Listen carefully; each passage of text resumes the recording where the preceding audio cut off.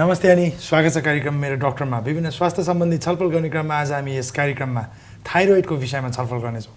विश्वमा र नेपालमा पनि अहिले यो रोग धेरै नै कमन भइसकेको छ र यसको निम्ति हामीसँग हाम्रो स्टुडियोमा हुनुहुन्छ ग्रान्डे इन्टरनेसनल हस्पिटल धापासीका diabetes thyroid and hormone specialist doctor Sandesh पन्तीज्यू। उहाँलाई स्वागत गर्छ कार्यक्रममा। स्वागत छ डाक्टर साहब। धन्यवाद। ओके डाक्टर साहब, थाइरोइड भनेर के बुझ्छौँ हामी? थाइरोइड बेसिकली भन्नुपर्दाखेरि हाम्रो जिउमा भएका विभिन्न ग्रन्थीमध्ये एउटा सबैभन्दा इम्पोर्टेन्ट ग्रन्थीमध्येमा पर्छ। हजुर। यो हाम्रो घाँटीको तल्लो भागमा अवस्थित छ। हजुर। यसले एउटा हर्मोन बनाउँछ जसको नाम थाइरोक्सिन हो। हजुर। यो हाम्रो जिउका विभिन्न क्रियाकलाप चलाउनमा यसको एकदमै इम्पोर्टेन्ट रोल हुन्छ। यो हर्मोन प्रोडक्सन चाहिँ हाम्रो ब्रेनको दुईटा डिफ्रेन्ट ग्ल्यान्ड्स छ हाम्रो ब्रेनमा। हजुर। त्यो एक्सिसको अनुसार यो नियन्त्रित हुन्छ। ओके। यो एक्सिस नर्मल हुन्जेलसम्म त्यो एक्सिसको कमान्डमा थाइरोइडले थाइरोक्सिन हर्मोन निकाल्ने हो र त्यसले जिउमा चाहिने एक्सनहरू देखाउने हो। हजुर। यो ग्ल्यान्डको रोग अहिले तपाईँले भन्नुभयो जस्तै नेपालमा साथै विश्वमा पनि एकदमै कमन भएर देखिरहेको छ हालसालमा। हजुर। थाइरोइडले के काम गर्छ? थाइरोइडले अघि भने जस्तै थाइरोक्सिन हर्मोन निकाल्छ। हजुर। त्यो हर्मोनको हाम्रो जिउको मेटाबोलिजम जस्तो हाम्रो जिउमा न्युट्रिसन हामीले जुन खाना खान्छौँ त्यो न्युट्रिसनलाई ब्रेकडाउन गर्ने हाम्रो मेटाबोलिजम रेगुलेट गर्ने बेसिकली यसको काम हो। ओके। न्युट्रिसनको ब्यालेन्स, एनर्जी प्रोडक्सन र ओभरअल हेल्थ रेगुलेट गर्नलाई यो एकदमै इम्पोर्टेन्ट यसको रोल छ जिउमा चाहिँ। हजुर। ओके, भनौँ न डाक्टर साहब, थाइरोइड यो थाइरोक्सिनको कमी भयो भने हजुर कस्ता किसिमका रोगहरू देखा पर्छन्? थाइरोक्सिनको कमी जुन कमन भाषामा अहिले मेरो थाइरोइड बढाएको छ भन्नुहुन्छ बिरामीहरूले। हजुर। त्यो बेसिकली के हो भन्दाखेरि हाम्रो ग्ल्यान्डले चाहिने अनुपातमा थाइरोइडले निकाल्नुपर्ने थाइरोक्सिन हर्मोन प्रोडक्सन नहुनु। ओके। त्यो मूलतः तीनटा बेसिक कारणले हुन्छ। पहिलेको जमानामा जब नुनमा आयोडिन मिसाउने चलन थिएन त्यतिखेर बेसिकली आयोडिन डेफिसियन्सी नै थाइरोइड हर्मोन डेफिसियन्सीको प्रमुख कारण थियो। हजुर। अहिले पनि विश्वका गरिब देशहरूमा आयोडिन डेफिसियन्सी नै थाइरोइड हर्मोन डेफिसियन्सीको प्रमुख कारण हो। तर विकसित देशमा आयोडिनको न्युट्रिसन स्टेटस राम्रो भइसकेपछि आजकल आयोडिन डेफिसियन्सी युरोप अमेरिकातिर बिरलै पाइन्छ, सायद पाइँदैन पनि होला। हजुर। यो थाइरोइडको कमीले गर्दा जिउमा आउने सिम्टमहरू चाहिँ हजुरको मोटाउँदै जाने, अल्छी लाग्ने, जिउ एकदमै गल्ने, झिँजो लाग्ने, एकदमै कसैसँग कुरा गर्न पनि मन नलाग्ने, खुट्टा फुलेको जस्तो हुने, जिउ अलि पहेँलो पहेँलो भएर आउने, दिसा कस्सिने, स्वास्नी मान्छेमा चाहिँ महिनावारीको गडबडी हुनु, धेरै स्वास्नी मान्छेहरूमा महिनावारी चाँडै चाँडै हुने, धेरै रगत जाने। ओके। बच्चा पेटमा आउन विवाहित महिलाहरूको कन्सेप्सनमा प्रब्लम हुने, गर्भमा गाह्रो हुने। हजुर। बच्चा बसे पनि विदाउट एनी रिजन खेर जाने, सानो बच्चाहरूमा चाहिँ स्कुलमा पर्फर्मेन्स बिग्रिँदै जाने, जिउ मोटाउँदै जाने, उसको साथीभाइको अनुपातमा हाइट नबढ्नु, खानाको रुचि कम हुनु, यही विभिन्न लक्षणहरू हुन् जुन प्रोग्रेस भएर जाँदै गर्दा यसले भयङ्कर रूप पनि लिन सक्छ। ओके। डाक्टर साहबले यी कारणहरू भन्नुभयो। हजुर।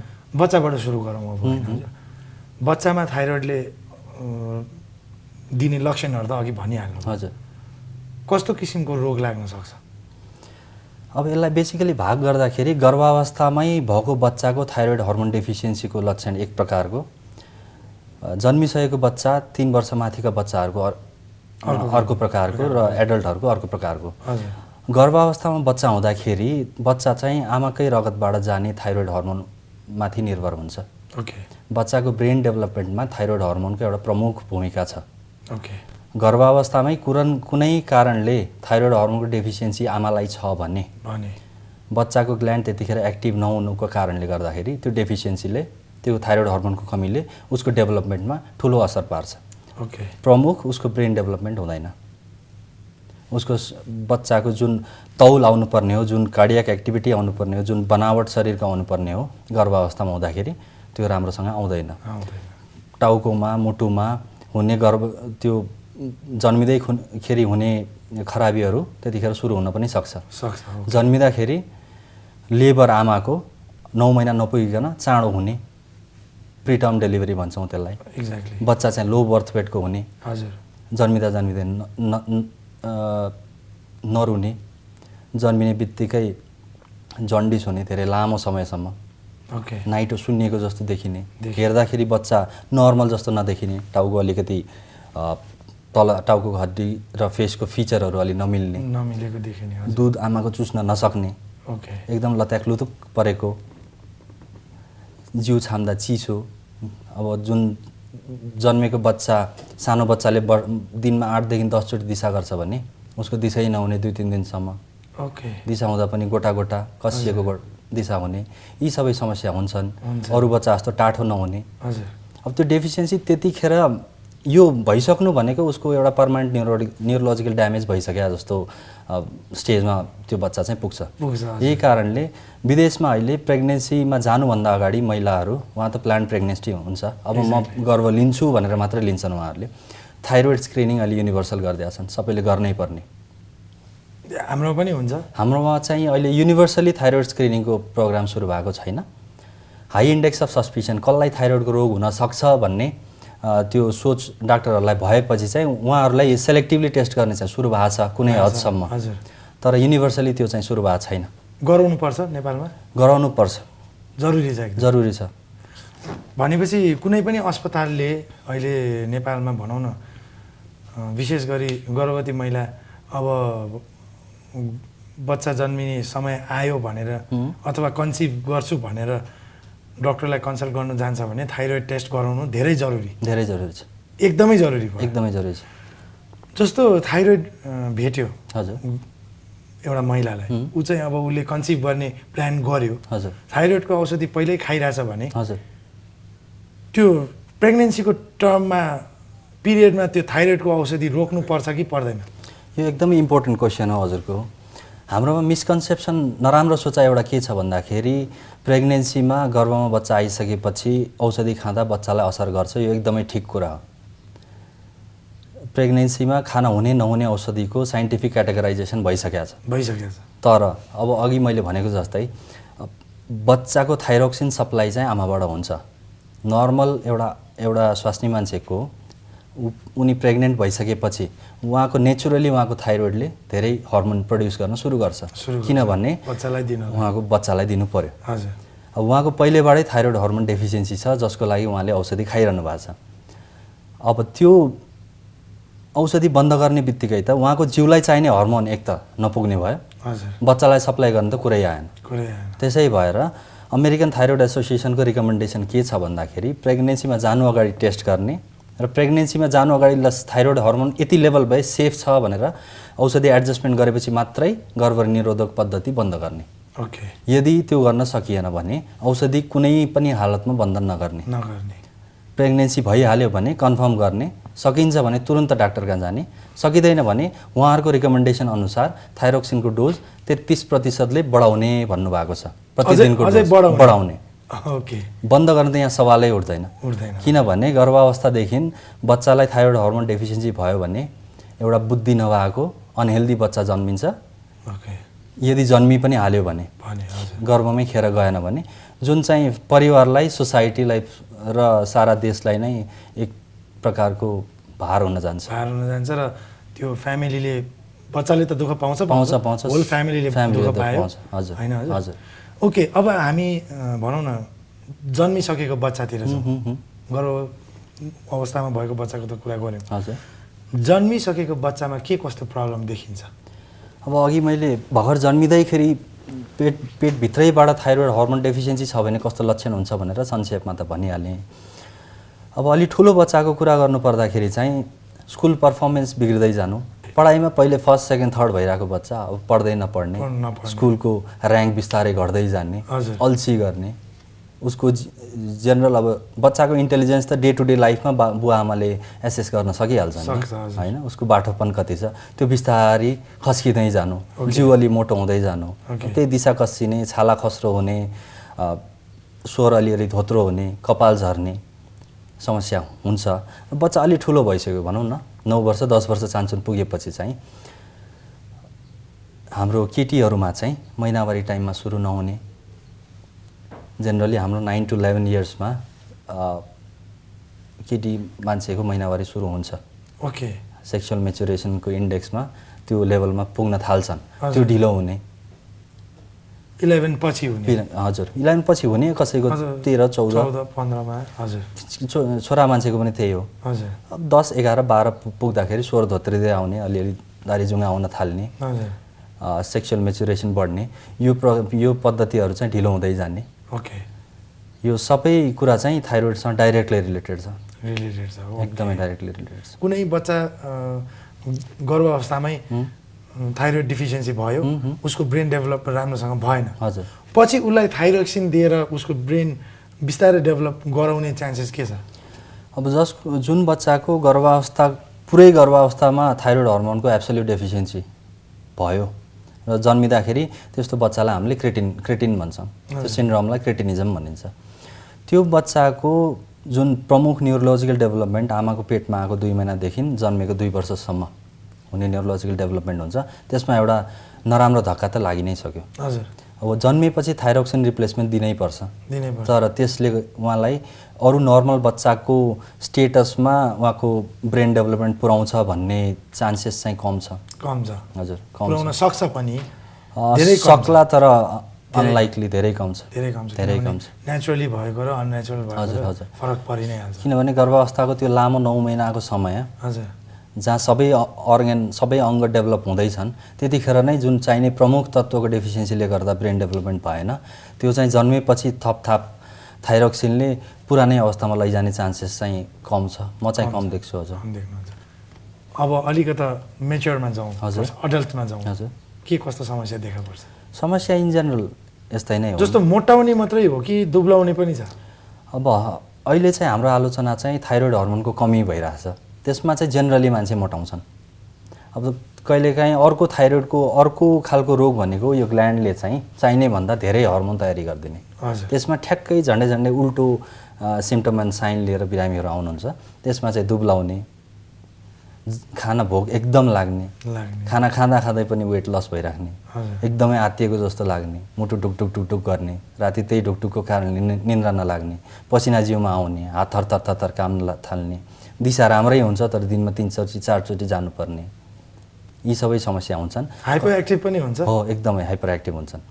यो समस्या बच्चाहरू पनि कोही चाहिने भन्दा धेरै एक्टिभ, बदमास, धेरै चल्ने, यताउति गर्ने छ भने एउटा स्क्रिनिङ थाइरोइड प्रोफाइल चाहिँ गर्दा राम्रै हुन्छ होला। हजुर। अब डाक्टर साहब, अलि एज ढल्केकोमा थाइरोइडको प्रब्लम आउन सक्छ? अलि पछि गएर पनि सक्छ? हजुर, आउन सक्छ। कुन एज पछि आउन सक्छ युजुअली? थाइरोइडको प्रब्लमको कुनै स्पेसिफिक डिमार्केसन छैन।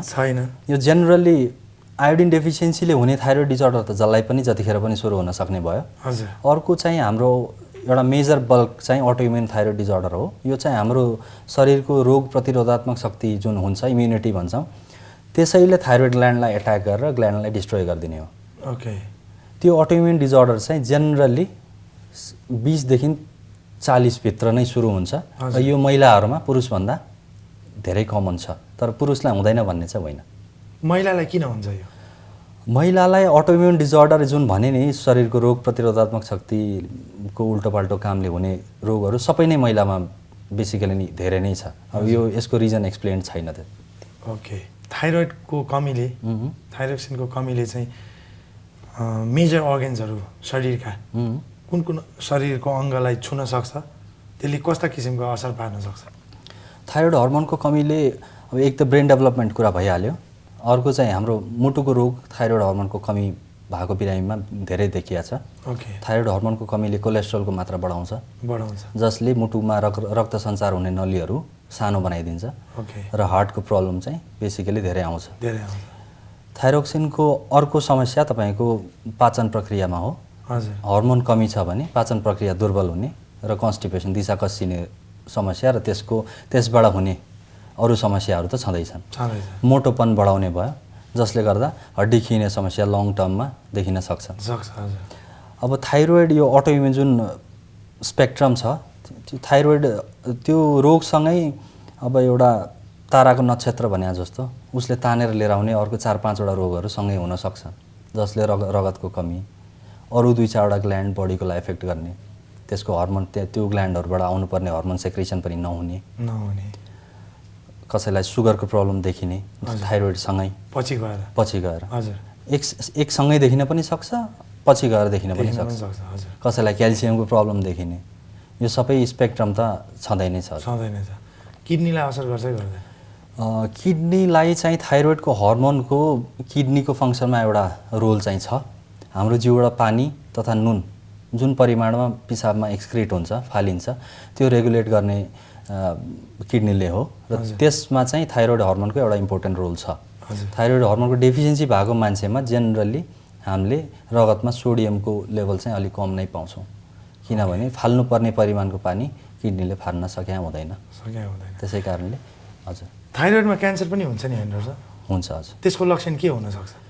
थाइरोइडको क्यान्सर एकदमै एउटा रिसेन्टली इभल्भिङ सब्जेक्ट हो। रिसर्चले थाइरोइडको क्यान्सर आजकल चाहिँ यसको प्रिभलेन्स धेरै नै बढेको देखाएको छ। हाम्रो साधारणतः के हुन्छ भन्दाखेरि थाइरोइडको स्ट्रक्चर चाहिँ युनिफर्म हुन्छ, एकनासको हुन्छ, त्यसमा कुनै गोटागोटी नोड्युल हुँदैन। तर उमेर बढ्दै गयो, 40 काट्न थाल्यो, 40 कटेपछि त्यहाँ गोटागोटी आउन थाल्छन्, यो नर्मल फेनोमेनन हो। थाइरोइडको क्यान्सर पनि त्यही गोटागोटी मध्ये एउटा गोटामा हुने हो। ओके। तर सबै निस्केका गोटागोटी चाहिँ थाइरोइड क्यान्सर होइनन्।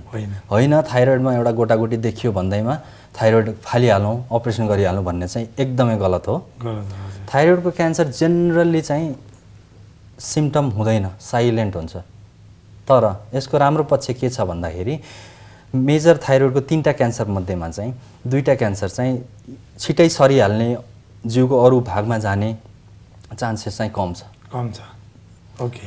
यसले टिपिकल्ली सिम्पटम देखाउने भनेको चाहिँ कसैको थाइरोइड ग्ल्यान्डमा एउटा नोड्युल, एउटा डल्लो आएको जस्तो देखिन सकिन्छ, कसैलाई दुख्छ। थाइरोइड हर्मोन लेभल नर्मलै हुन्छ जेनरली, यसले थाइरोइड हर्मोन लेभलमा जेनरली कुनै असर पारेकै हुँदैन। ल्याबमा थाइरोइड टेस्ट गर्दा क्यान्सर हुने बिरामीको लेभल जेनरली नर्मल हुन्छ। ओके। अरूलाई चाहिँ घाँटीको विभिन्न भागमा गोटागोटी आउने, जुन चाहिँ हाम्रो बिरामीहरूले टन्सिल बढ्यो भन्ने जस्ता कुरा गर्छन्, त्यो भयो। स्वर धोत्रिँदै जाने, वेट कम हुँदै जाने। अब अरू कुनै ठाउँमा सर्यो भने त त्यो अनुसारको लक्षण त आउने नै भयो, फोक्सोमा सर्यो अथवा हड्डीमा सर्यो। तर थाइरोइडको 2-3टा यस्ता क्यान्सरहरू छन् जुन एकदमै चाँडो सरिहाल्छन्। ओके। तर हाम्रो भाग्य राम्रो, ती क्यान्सरहरू त्यति कमन छैनन्। हामी कार्यक्रमको अन्तिममा छौँ र हाम्रो दर्शकहरूलाई थाइरोइड सम्बन्धी केही सानो सुझाव? थाइरोइडको समस्या आजकल प्रगाढ बन्दै गएको छ। थाइरोइडको टेस्ट आजकल विदेशमा त अब अघि मैले भनि नै हालेँ कुन एज ग्रुपलाई गर्ने, के गर्ने। तर हाम्रो इकोनोमिक स्टेटस, हाम्रो आर्थिक स्तरले अहिले नै त्यो स्तरमा टेस्ट युनिभर्सली गभर्मेन्ट लेभलबाट इम्प्लिमेन्ट गर्न चाहिँ गाह्रो होला। तर टेस्ट चाहिँ कुन कन्डिसनमा गराउने भन्दाखेरि अघि मैले भनेको जस्तो शरीरमा थाइरोइड हर्मोनको डेफिसियन्सी, कमी अथवा थाइरोइड हर्मोन धेरै प्रडक्सन भएको कुनै लक्षण छ भने थाइरोइडको टेस्ट गराउने। थाइरोइड ग्ल्यान्ड सुन्निएको देखिया छ अथवा कुनै गोटागोटी आएको छ देखिया छ भने चाहिँ गराउने। पहिले थाइरोइड सम्बन्धी कुनै समयमा तपाईँको रोग देखा परेको छ भने चाहिँ एकचोटि 40 कट्दा पछि चाहिँ त्यो थाइरोइडको टेस्ट गराउन राम्रो। कसैको थाइरोइडमा अपरेसन भएको हुन्छ, घाँटीमा अपरेसन भएको हुन्छ, घाँटीको अथवा टाउकोको कुनै क्यान्सर अथवा ट्युमरको लागि रेडियोथेरापी लिएको हुन्छ, ती बिरामीहरूले चाहिँ थाइरोइड टेस्ट गराउनै पर्छ।